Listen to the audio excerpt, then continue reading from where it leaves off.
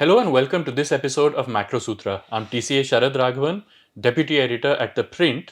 And now, what's happening in Bangladesh, the violence, the turmoil, it's unfortunate. The destruction of property, the loss of life, all of that is unfortunate. But we in India have to also look at how this will affect us. Is it our pain or is it our gain? To analyze this, we have with us Radhika Pandey, Associate Professor at NIPFP. Thank you so much, Radhika, for joining Thank you, us. Sharad. So now, Radhika, I'm guessing that the main impact on India has to do with trade. Right. So, what has been the trend of India-Bangladesh trade, both imports and exports? So traditionally, we have had a trade surplus with Bangladesh, Mhm. and our exports to Bangladesh have been rising, and they peaked at $16 billion in 2021-22. Right. So Bangladesh is India's largest trading partner in South Asia, Mhm. and it has been amongst the top 10 export destinations for India for many years. So it is one of the major trading partner in terms of exports, and because our exports have been more than our imports, we have enjoyed a trade surplus with Bangladesh. Right. So in terms of the trajectory of exports, exports have been rising, but they peaked in 2021-22, and after in the last 2 years there have been some moderation in our exports to Bangladesh, and it has to do with a number of factors like the Russia-Ukraine war that led to India imposing some restrictions on trade of agricultural commodities like rice, sugar, wheat. So that led to some deceleration in our exports. And also in terms of Bangladesh facing some domestic problems like high inflation, high unemployment, dollar crisis. Bangladesh has been asking for loans from IMF. So that also resulted in some decline, moderation in demand from Bangladesh. So $16 billion was the peak, and since then there has been a decline. And in the last financial year, our exports were around $11 billion. That's quite a sharp decline. There is a sharp decline, yes. So that is in terms of our exports. If you Mhm. look at imports, the range has been somewhere between $1 to $2 billion. Again, it peaked in 2022-23, and last financial year there was a decline. So in both in terms of exports and imports, there has been decline in the last 2 years, but still in terms of exports, Bangladesh is a major trading partner for India, and it's a major market for some of our export commodities, particularly agricultural products and textiles, excluding ready-made garments. Right. Actually, I was going to get into that next. What do we trade with them? What do we export to them largely, and what do we import from them? Yeah, so if we look in terms of first, in terms of exports, Mhm. in terms of the broad category, agricultural products and manufactured. So these two are the broad categories. Agricultural and allied products and manufactured products together account for more than 75% of our exports to Bangladesh. Right. Now, within agricultural product, there are three key items. One is cotton, raw cotton. That Mhm. is something that we export to them, and half of our global exports of raw cotton goes to Bangladesh.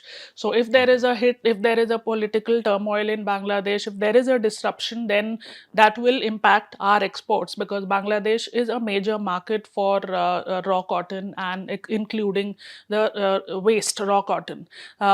The other important thing is oil meal. So, what comes out after the extraction of oil, the raw Mhm. material, that is another major export item that we export to Bangladesh.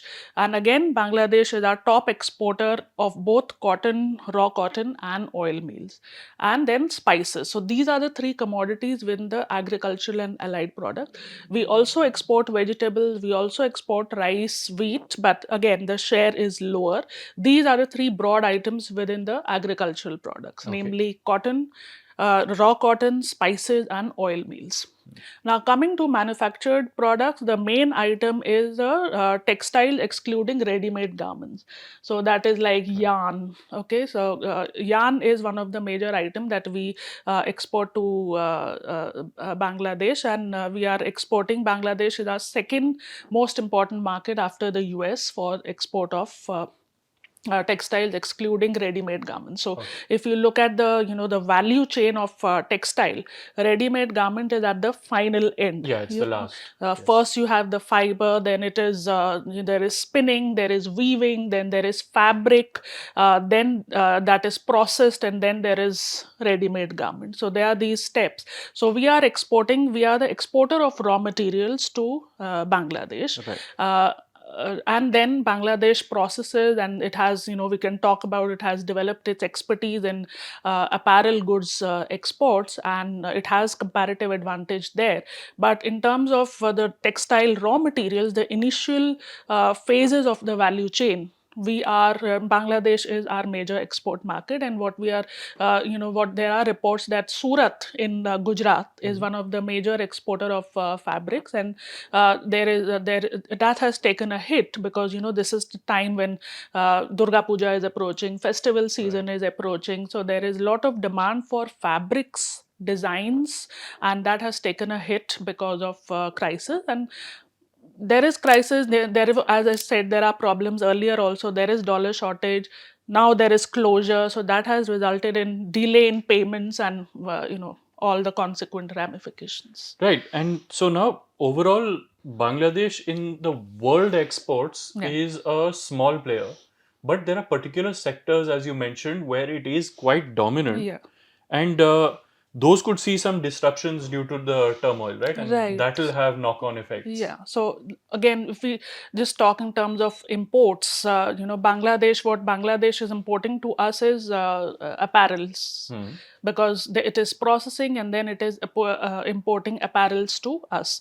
So that will take a hit. So in terms of import basket, 1/3 of our imports from Bangladesh is apparel, and then there are other items like engineering goods, but they are small. Now coming to Bangladesh, it has emerged as a major export hub for apparels, mainly because of two factors. One is that because of its LDC status, it is least developed country.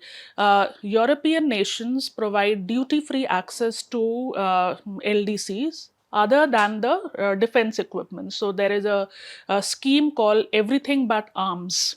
So that's under that scheme, Bangladesh is able to provide duty-free. Bangladesh is able to get duty-free access to its exports in the major European markets. So we have seen that if we look at Bangladesh trade, Germany, US, UK, these are major export destinations for Bangladesh's apparel products.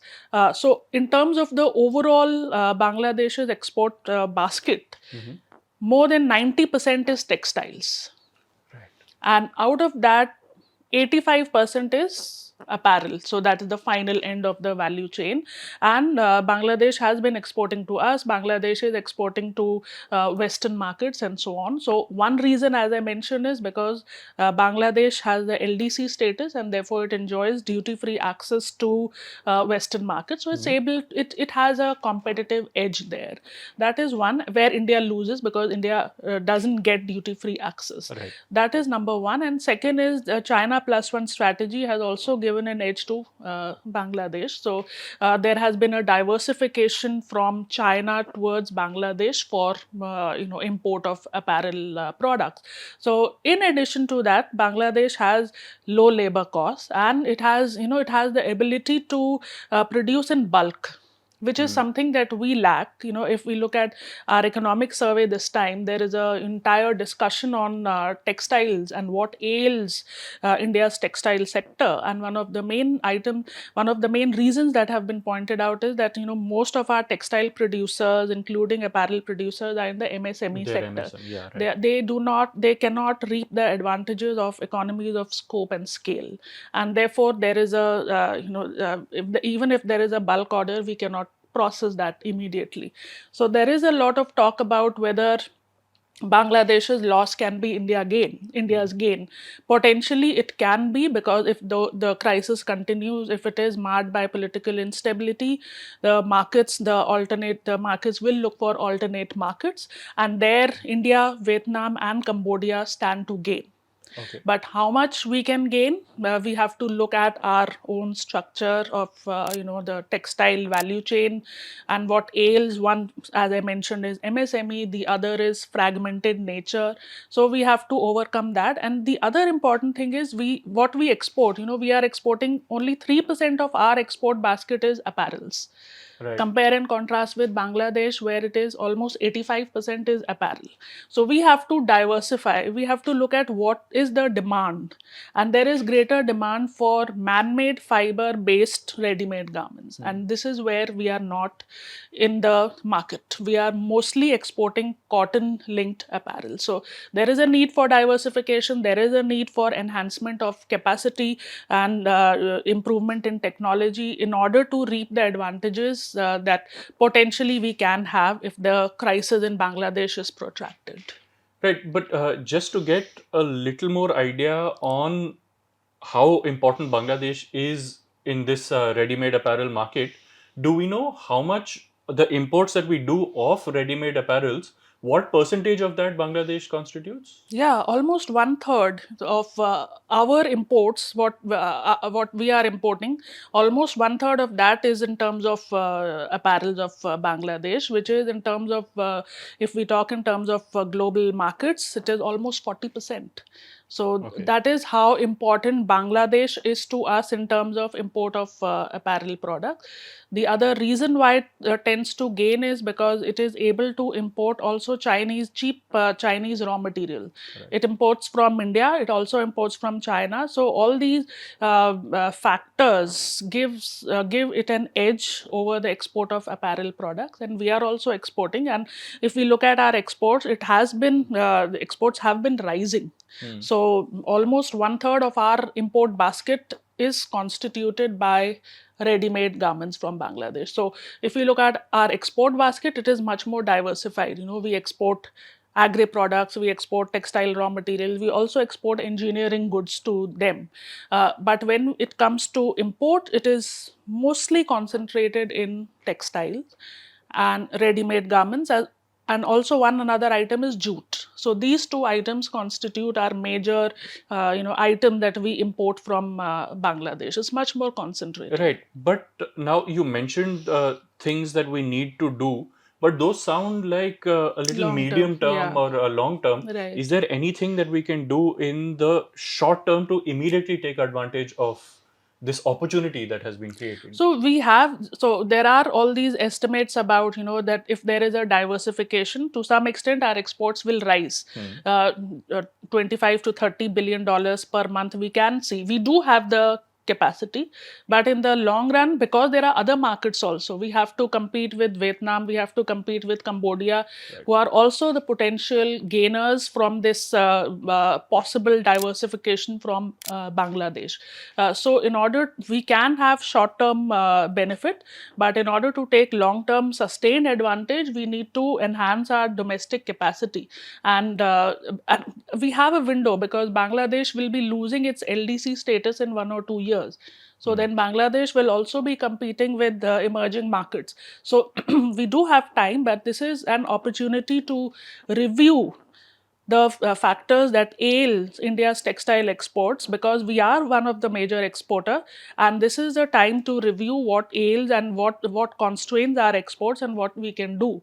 Basically, we need to diversify into other items that are mainly demanded in the global markets, and Right. we should have the capacity to process in bulk, which requires having big factories and not just limiting ourselves to MSMEs. So those are some of the And factors. potentially the textile sector can generate a lot of employment as well, right? Yes, it is a labor intensive sector. It can generate, and again, in economic survey, there is a table which shows, the contribution of various manufacturing sectors for towards GVA, gross value addition, and textiles. And textile is one of the major employer It's a major labor intensive sector. So we need to focus on that.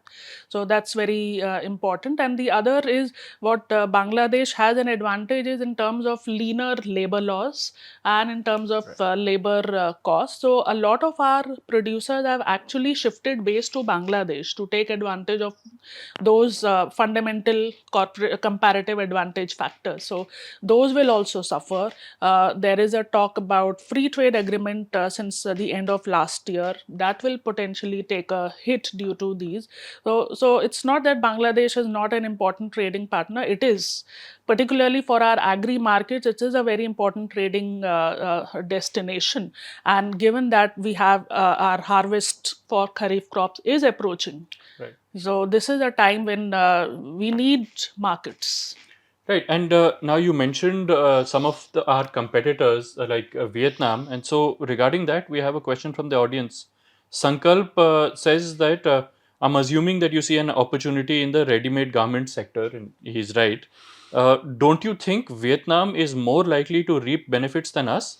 After all, we are nowhere close to incorporating synthetic fibers in our manufacturing processes, nor do we have any favorable procurement agreements. Yeah, so that is the point I mentioned, that there is a greater demand for man-made fiber-based ready-made garments. And if we look at our exports, whatever we are exporting of ready-made garments, our exports of MMF, the man-made fiber-based ready-made garments, is a very minuscule proportion of our overall export of ready-made garments. So there is a scope for diversification. There is a scope to review the global market where there is a demand and then focus on that. And right now it is mostly focused on a few items within the ready-made garments, which is mostly cotton and small to mid items. So we need to focus on MMF based items. So that is definitely there. And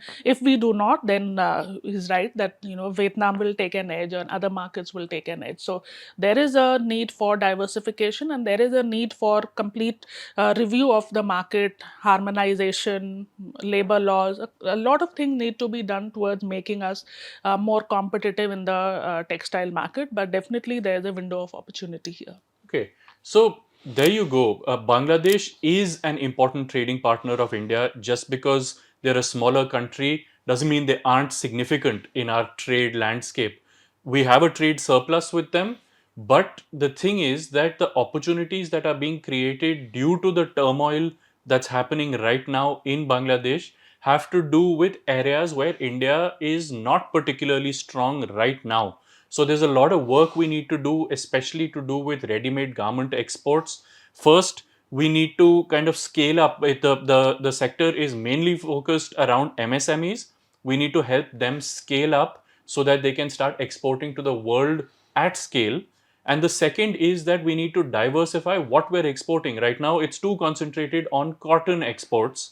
We need to diversify this to man-made fibers, because there's demand for that. So if we can grow there, then we can take advantage of what's happening in Bangladesh and not let other competitors like Vietnam or Cambodia take this advantage from us.